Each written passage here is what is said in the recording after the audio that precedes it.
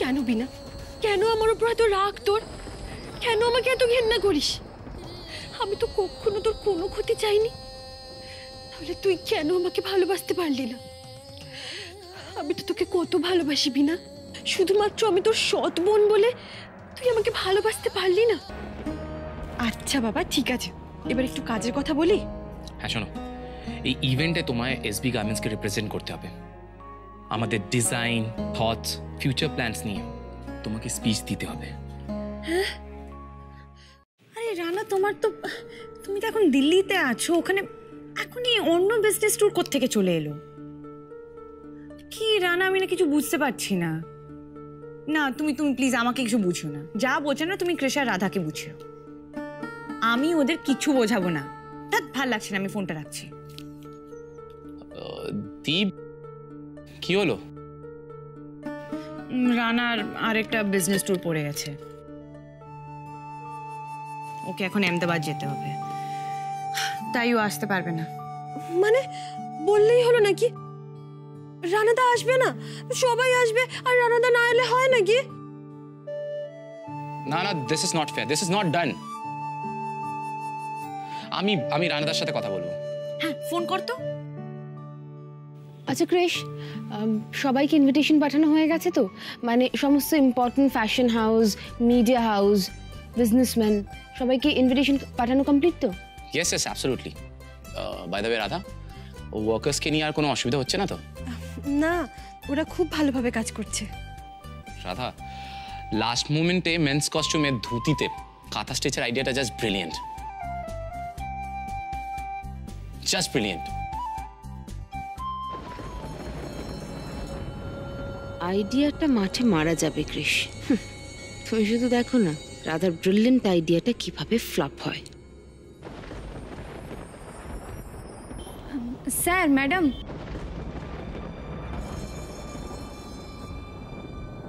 কি অন্তরা, পাপিয়া, তোমরা এরকম হাঁপাচ্ছ কেন? ম্যাডাম ম্যাডাম আপনার ডিজাইন মতোই ধুতিতে কাঁথা স্টিচের কাজগুলো করছিলাম, কিন্তু কিন্তু কিন্তু কি হলো? সুতো একদম ভালো নয় ম্যাডাম, আমরা সারা রাত কাজ করার পর এখন দেখছি সব সুতো ছিঁড়ে ছিঁড়ে যাচ্ছে।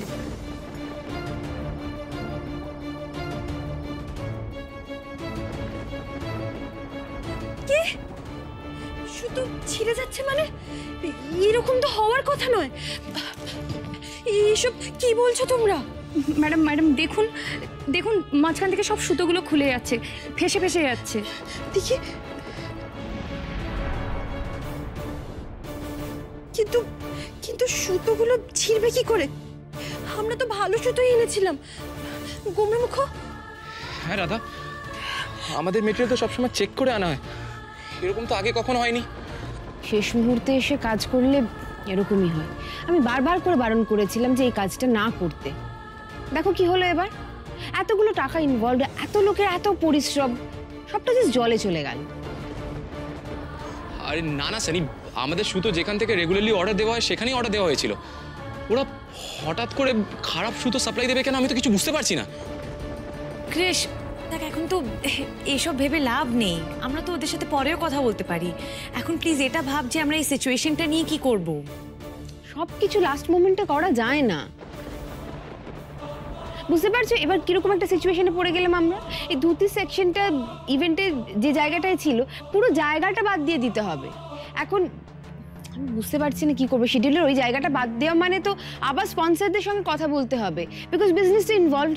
সব কিছু এরকম লাস্ট মোমেন্টে এসে আমি কি করে করবো বলো তো ইভেন্টটা?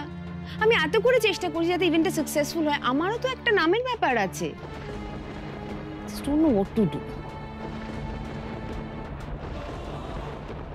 না না সানি, তুমি মাথা ঠান্ডা করো, আমি দেখছি কিভাবে ম্যানেজ করা যায়। সবটা এরকম লাস্ট মোমেন্টে এসে প্ল্যান করা যায় না ক্রিশ, তাতে কাজের কোয়ালিটিটা খারাপ হয়। ভুলে যেও না আমি ইভেন্টটা প্ল্যান করছি। I have something to prove, my name is also at stake. তাই বলো না কেন, সবাই মিলে যখন আমরা এত চেষ্টা করছি, এত পরিশ্রম করছি, আই থিঙ্ক রাধার আরেকটু কেয়ারফুল হওয়া উচিত ছিল। জুনিয়র ডিজাইনারদের হাতে দায়িত্ব ছেড়ে দেওয়া, যখন হাতে এত কম সময়, অলরেডি আমরা এত প্রবলেমে পড়েছিলাম। ওর তো নিজে থেকে দাঁড়িয়ে কাজটা করানো উচিত ছিল। জুনিয়র ডিজাইনাররা কি ওর মতো করে রেসপন্সিবিলিটি নেবে কখনো? সানি, এখন কিন্তু দোষারোপ করার সময় নয়। আচ্ছা, রাধা কি করে বুঝবে যে সুতোগুলো খারাপ? আর আমি তো ওর সাথে এতদিন ধরে কাজ করে এসেছি, এতগুলো ইভেন্টস আমরা একসাথে করেছি। এটা ফার্স্ট টাইম, এই ফার্স্ট টাইম আমরা এই ইভেন্টের জন্য এতগুলো প্রবলেমস ফেস করছি।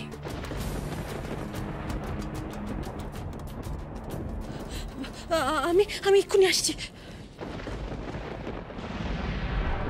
রাধা আবার কোথায় গেল? আমার কি মনে হয় বলো তো, রাধার মাথায় না নিশ্চয়ই কোনো না কোনো একটা বুদ্ধি এসেছে। ও ঠিক একটা উপায় বের করবে। এরকম একটা সিচুয়েশনে কি উপায় বার করবে? আমার কিন্তু ভীষণ টেনশন হচ্ছে, আমি জাস্ট টেনশনটা নিতে পারছি না ক্রিশ। রাধা, এটা কি? এই বক্সে কি আছে? দাঁড়াও, দেখাচ্ছি। এই যে,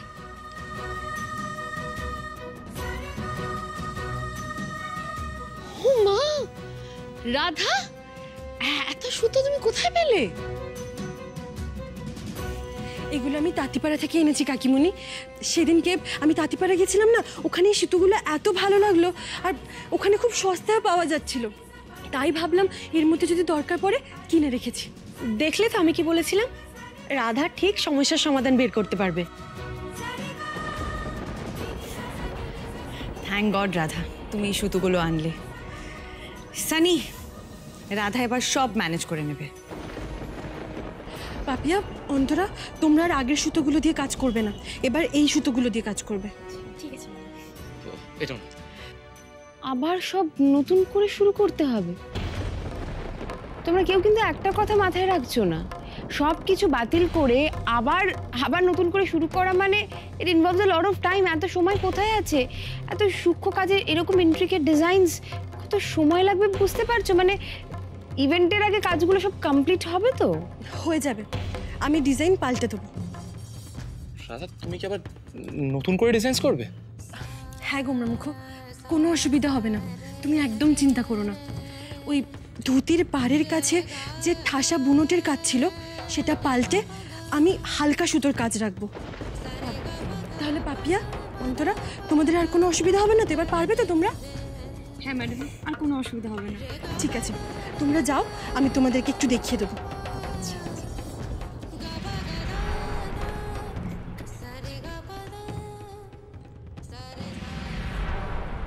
গ্রেট, তাহলে তো প্রবলেম সলভ হয়ে গেল রাধা।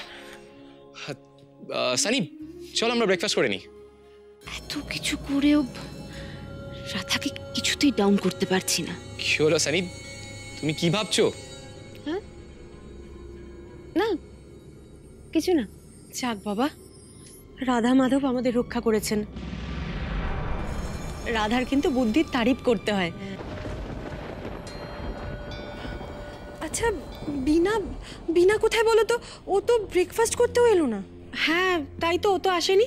আমি ওকে ডেকে আনি? না না কাকিমণি, তোমাকে যেতে হবে না, আমি ডেকে আনছি।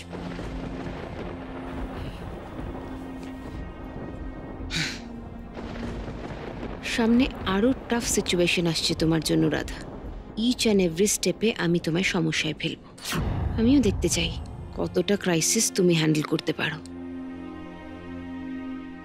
মা, মা, রাধা আমার সব প্ল্যান ধরে ফেলেছে, সব কিছু জেনে গেছে ও। এবার আমি কি করব? যেটা এতদিন ধরে তোর করা উচিত ছিল তুই সেটাই কর রে বিনা। মানে রাধা আমাকে অনেক কথা বলেছে, কেন ওকে ঘেন্না করি, কেন ওর ওপর রাগ করি, কেন ওকে ভালোবাসি না। ঠিকই তো বলেছে, কেন ভালোবাসিস না তুই রাধাকে? মা, তুমি এটা কি কথা বলছো? যেটা এতদিন ধরে আমার বলা উচিত ছিল, যেটা এখনো না বললে অনেক দেরি হয়ে যাবে, আমি ঠিক তোকে সেটাই বলছি রে বিনা। দেখ এতদিন ধরে রাধার ক্ষতি করতেছে, আমাদের কোন লাভটা হয়েছে বল? হয়েছে? হয়নি। উল্টো দিকে দেখ, কত অসুবিধার মধ্যে দিয়ে চলেও রাধা আজ কোথায় দাঁড়িয়ে আছে। তাই বলছি বিনা, ছেড়ে দে, সব কিছু ছেড়ে দে। এবার শুধু নিজের দিকে তাকা, কেমন? মন দিয়ে লেখাপড়াটা কর, হ্যাঁ, যাতে তোকে জন্ম দিয়েছে বলে আমি একটু গর্ব করতে পারি, কেমন? মা, তুমি এসব কথা সত্যি বলছো? হ্যাঁ বিনা, বলছি। আমি তো মা, তোর জীবনটা যদি এভাবে বয়ে যায় তাহলে আমি তো মনেও শান্তি পাবো না মা গো। তাই আমি বলছি। কিন্তু মা, তুমি তো এতদিন আমাকে সাপোর্ট করেছো। আমি যা যা করেছি সবকিছু আমাকে সাপোর্ট করেছো, আমাকে ইন্ধন দিয়েছো। ভুল করেছি মা, খুব ভুল করেছি। তোকে আমি সঠিক শিক্ষা দিতে পারিনি, সঠিক পথ দেখাতে পারিনি, সেটা আমার ভুল। তোর বাবা আমাকে কত বকাঝকা করেছে, কত কথা শুনিয়েছে, আমি মোটে কান দিইনি। কিন্তু দেখ দেখ আজকে রাধা কোথায় আর আজকে তুই কোথায় দেখ। তাই আমার মনে হয়েছে রাধার পথটাই ঠিক পথ, ওটাই ঠিক পথ। দেখ আমিও চাই তোদের বাবা যেমন রাধাকে নিয়ে সব সময় গর্ব করে, বুক ফুলিয়ে কত গল্প করে, আমিও চাই তোকে নিয়ে সেরকম করতে। আমিও চাই, আমি তো তোর মা, আমি তো চাইবই না তোর ভালো ঘর হোক, ভালো বর হোক, আমিও তো চাইবো না। কিন্তু মা, রাধা কি আমাকে আর সুযোগ দেবে? দেবে দেবে, রাধা বড় ভালো মেয়ে রে, আমাদের মতো না। ওর মনটা আমাদের মতো অত ছোট না, ও অনেক বড় মনের মানুষ। তুই ক্ষমা চা, ও তোকে ঠিক ক্ষমা করে দেবে। ঠিক আছে মা, তোমরা কাল আসছো তো, তখন তোমাদের সাথে দেখা হবে। হুম।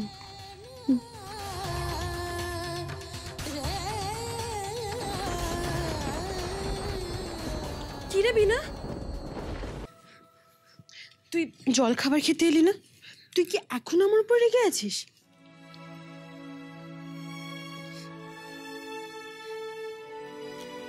তুই কি ধাতু দিয়ে তৈরি রে দিদি? এত বড় মন তুই কোথা থেকে পেলি? রাগ তো তোর আমার উপর হওয়া উচিত, আমার মুখ দেখা উচিত না, আমাকে এই বাড়ি থেকে তাড়িয়ে দেওয়া উচিত। আমি তোকে অতিষ্ঠ করে ছেড়েছি, তোর কত ক্ষতি করেছি আমি, আর সেখানে সেখানে তুই আমার রাগ ভাঙাতে এসেছিস। আমি কেন খেতে যাইনি আমাকে জিজ্ঞাসা করতে এসেছিস। সত্যি তোর কোনো তুলনা হয় না রে দিদি। এবার তুই থামবি না? তুই তো আমার ছোট বোন, তোর উপর আমি কখনো রেখে থাকতে পারি? তাছাড়া বনে বনে কত ঝগড়া ঝাঁটি, কত মান অভিমান হয়, সেটা কি কেউ এভাবে মনে ধরে বসে থাকে নাকি? নে, আর কাঁদবি না তুই। এই দিদি, তুই তোর এই ছোট বোনটাকে ক্ষমা করে দিতে পারবি তো?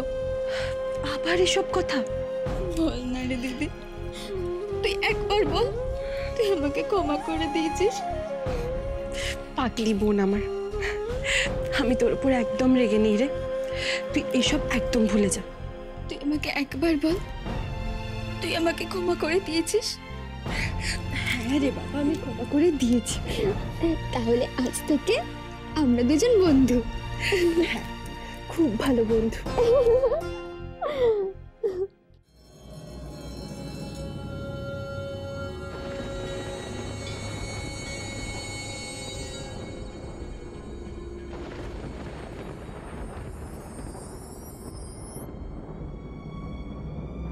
এত দেরি হয়ে গেল, কখন আসতে বলেছি, এখন আসছে না কেন কে জানে।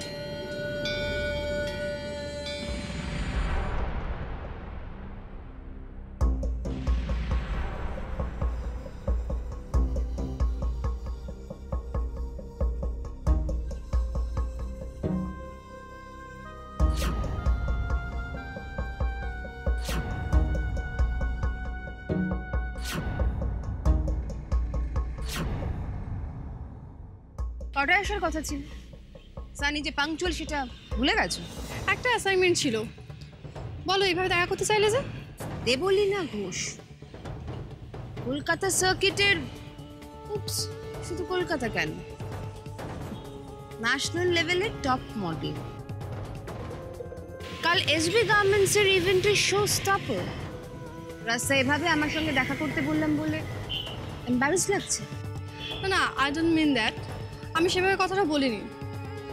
তুমি আমাকে ডাকবে আর আমি আসবো না, সেটা কি হতে পারে? তুমি মুম্বাই ফ্যাশন ইন্ডাস্ট্রিতে আমার জায়গা দিয়েছো, কত কিছুই না করেছো, আমি কিছুই ভুলিনি স্যারি। বলো আমি তোমার জন্য কি করতে পারি? যা বলবো তাই করতে হবে। Yes, definitely. ও, কালকে শোর ইভেন্ট প্ল্যানার তো তুমি। চিন্তা করো না, শোটা আমি খুব মন দিয়েই করবো। সুপার মডেল বলি না, যে আউটফিট পরেই র্যাম্পে হাঁটুক না কেন, সে শো হিট হবেই। শো স্টপার হিসেবে যে কটা শোই আমি করেছি সব কটাই দারুণভাবে সাকসেসফুল। তোমার ট্র্যাক রেকর্ড আমার জানা আছে। রেজিউমে শোনার জন্য আমি এখানে তোমায় ডাকিনি। কালকে শোটা তুমি করবে না। মানে কালকে শোটা তুমি করবে না। শো শুরু হওয়ার ঠিক আগে, মানে একেবারে এন্ড মোমেন্টে তুমি ওদের জানাবে যে এসবি গার্মেন্টসের মেইন ডিজাইনার রাধারানী ব্যানার্জির ডিজাইন তোমার ভালো লাগেনি, ইউ নট কমফোর্টেবল। কিন্তু কেন এরকম করতে বলছো?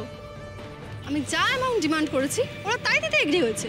তুমি কত সাইনিং অ্যামাউন্ট নিয়েছো, কত টাকা জেনারেলি চার্জ করো, আমি সব জানি।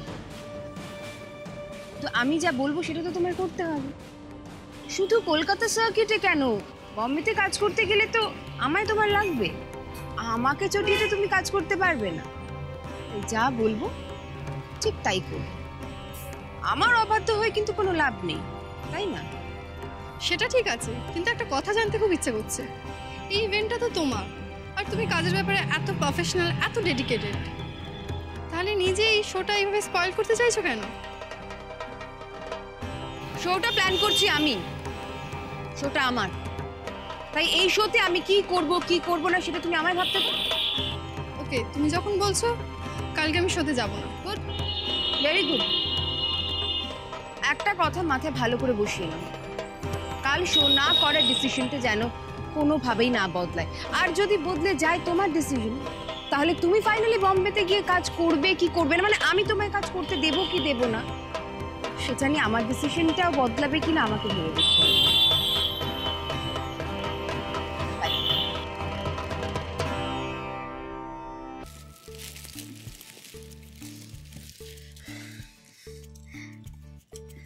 এই দিদি, এই মূর্তিগুলো কি সুন্দর রে।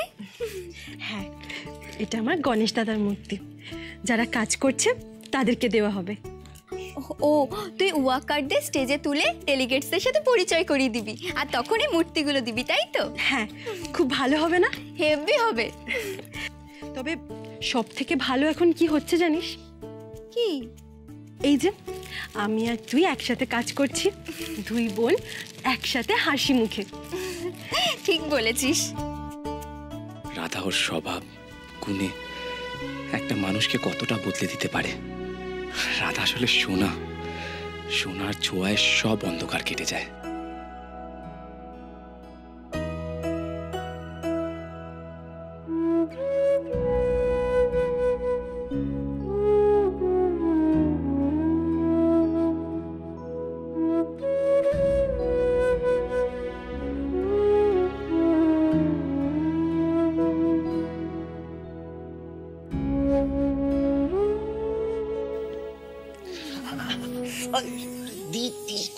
কি করছিস? লাগছে,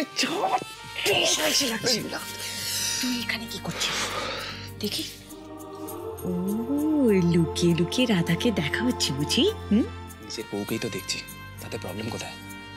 কোনো প্রবলেম নেই, কিন্তু তুই এখন পরে দেখিস। তো নিশ্চয়ই এখন কোনো কাজ নেই। দাও, এখন তো কোনো কাজ নেই। তাহলে চল আমার সাথে। কোথায়?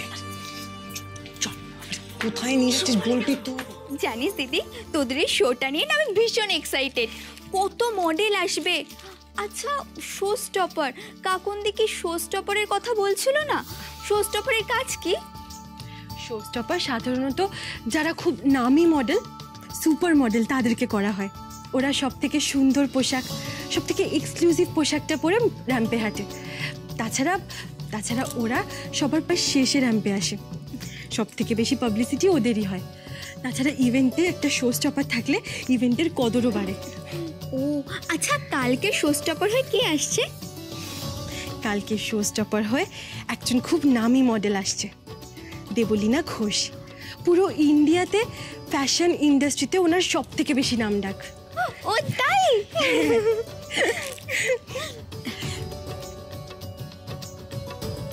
এই ইভেন্টে তোমায় এসবি গার্মেন্টসকে রিপ্রেজেন্ট করতে হবে। আমাদের ডিজাইন, থটস, ফিউচার প্ল্যানস নিয়ে তোমাকে স্পিচ দিতে হবে। এই দিদি, তুই কাজ কর, আমার না কলেজের একটা বান্ধবী ফোন করেছে, আমি একটু কথা বলে এক্ষুনি আসছি। হ্যাঁ যা।